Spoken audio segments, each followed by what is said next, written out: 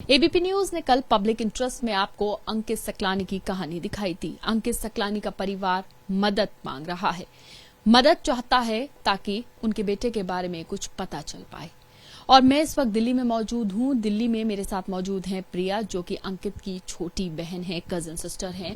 वो यहाँ पर अलग अलग लोगों को कांटेक्ट कर रही हैं, भारत सरकार से मदद की गुहार लगा रही हैं। आखिर अब तक इस केस में क्या कुछ हुआ है, उन्हीं से जानते हैं। प्रिया, सबसे पहले तो ये बता दीजिए कि आप लोग कल देहरादून थे, आज दिल्ली लौटे हैं, सुबह से क्या कुछ हुआ? कोई नई अपडेट, कुछ आपको पता चला हो या ईमेल आप लोगों के पास कुछ आया हो?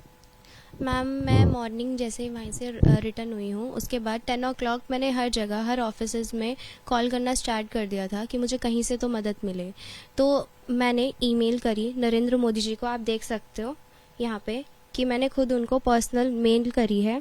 फिर मैंने ये देखिए MOCA डिपार्टमेंट में भी मेल करी है, और मेरे को जहाँ से मदद मिलने की एक उम्मीद है, मैंने वहाँ हर जगह मेल करी है। आप ये देखिए।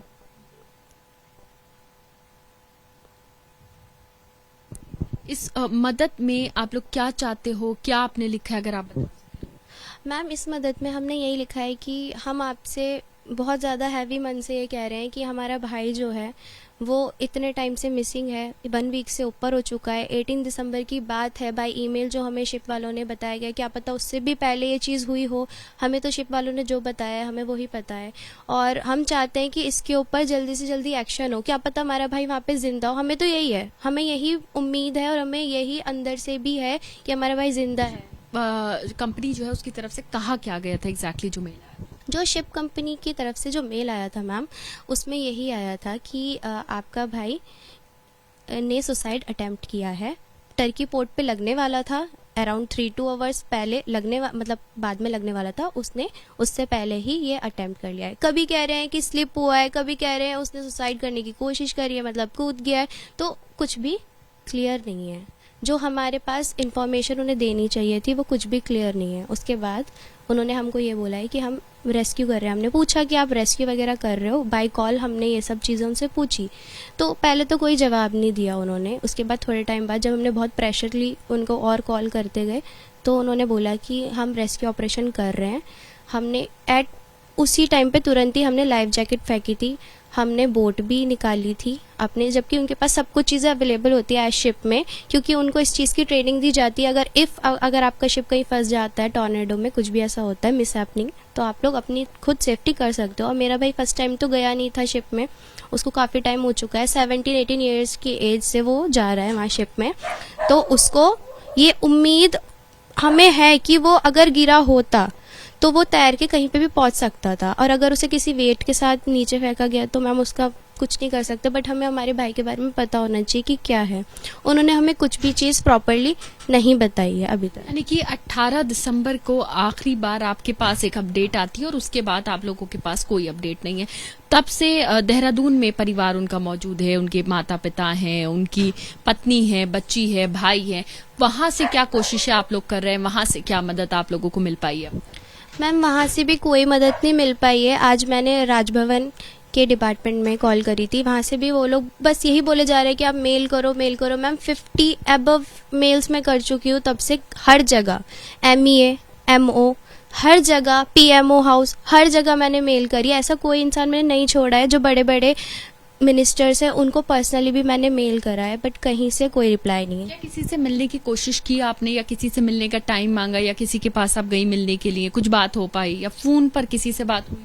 मैम, फ़ोन पे तो बात हुई है, बट मिलने का अभी मैंने किससे बात हुई? मैम, फ़ोन पे मेरे काफ़ी मतलब मिनिस्टर से बात हुई है। तो डायरेक्टली मिनिस्टर से बात? नहीं मैम, डायरेक्टली तो कोई भी नंबर ऐसा अवेलेबल नहीं था। ऑफिस का नंबर अवेलेबल था। जैसे जैसे उन्होंने मुझे प्रोसीजर बताया वैसे वैसे मैंने फॉलो करा। फिर उन्होंने सबने मुझे एक ईमेल ID दी कि उन्होंने बोला कि इस पे आपको रिस्पॉन्ड करेंगे, बट उस रिस्पॉन्ड वो कब तक आएगा? मैंने आपको जैसा अभी बताया कि मैंने 4-5 डेज पहले भी सेम जगह पे ईमेल डाली हुई है, फिर आज भी मैंने सेम जगह पे दोबारा ईमेल डाली, बट स्टिल नो रिप्लाई। आपको कोई जवाब नहीं आया। तो मुझे बताइए कि क्या मदद आप लोग चाहते हैं? भारत सरकार से क्या मदद चाहते हैं, या कंसर्न डिपार्टमेंट जहां आपको लगता है आपको मदद कर सकते हैं जो लोग, उनसे आप क्या मदद चाहता है परिवार, क्या चाहता है? मैम मैं ये जो हमारा जो भी भाई के साथ हुआ है ये एक्सटर्नल मामला है। मिनिस्ट्री ऑफ एक्सटर्नल अफेयर्स ही इसको रिजॉल्व कर सकता है, क्योंकि उत्तराखंड के जो भी डीएसएसपी, डीजीपी, इन सब के पास हम लोग गए थे तो उन्होंने हमारी 0 एफआईआर दर्ज करने के लिए भी मना कर दिया। उन्होंने हमें ये बोल के वहाँ से हटा दिया कि ये जो मामला है ये हमारे इंडिया का मामला नहीं है। तो बाहर गए तो हम कहाँ जाएंगे? हम इस देश से बाहर जाएंगे। और वो जो इतनी बड़ी रेपुटेड कंपनी है जो एल्वेज शिप मैनेजमेंट LLP जो कंपनी है, उनके जो मालिक है वो मलेशिया में है, इतने बड़े हैं। क्या पता हमारे साथ भी कोई मिस हैपनिंग हो। हम इतनी जल्दी तो पासपोर्ट नहीं बनवा सकते इफ अगर हम सोचे भी कि हम बाहर जाए तो। जब हमारी खुद की गवर्नमेंट इस चीज़ को नहीं देख रही है तो हम दूसरों से क्या उम्मीद लगाएं मैम। तो अभी इस केस में आप क्या चाहते हैं? आप लोगों को क्या उम्मीद है? मैम हमें यही उम्मीद है कि हमारी जो गवर्नमेंट है, जो मोदी जी हैं, हम तो डायरेक्ट उन्हीं से ही उम्मीद लगा सकते हैं, क्योंकि हमारी खुद की उत्तराखंड जो गवर्नमेंट है कुछ नहीं कर रही है। सीएम से हमने खुद बोला है, लेटर लिखा है उन्हें। सीएम से कोई बातचीत हुई आपके परिवार से किसी की? मैम हमने लेटर लिखा था, वहाँ उनके ऑफिस में भी गए थे बट नो रिप्लाई। हमें वहाँ से भी हटा दिया गया सिर्फ ये बोल के कि अभी VIP प्रोटोकॉल है, भू कानून का चल रहा है उत्तराखंड में, तो अभी हम उसमें बिजी हैं। हर कोई यही बोल के हमें हटा दे रहा है। क्या एक इंसान की कोई कीमत नहीं है? एक जो छोटा सा इंसान है जो किसी मिनिस्टर किसी से भी लिंक नहीं है, क्या उसकी नहीं सुनी जाएगी इस दुनिया में? या कहीं हम कहाँ जाए, हम किसके पास जाए? हम अपनी स्टेट के गवर्नमेंट के पास ही तो जाएंगे। इवन वो भी रिस्पॉन्ड नहीं कर रहे हैं। इसलिए मैं अब चाहती हूँ कि दिल्ली में जो सेंट्रल गवर्नमेंट है वो अब इसका कुछ ना कुछ रिजॉल्व कर रहे हैं इसको, और हमारे भाई को न्याय मिलना चाहिए। चाहे कुछ भी हो, हमारे भाई की इन्फॉर्मेशन हमारे पास आनी चाहिए।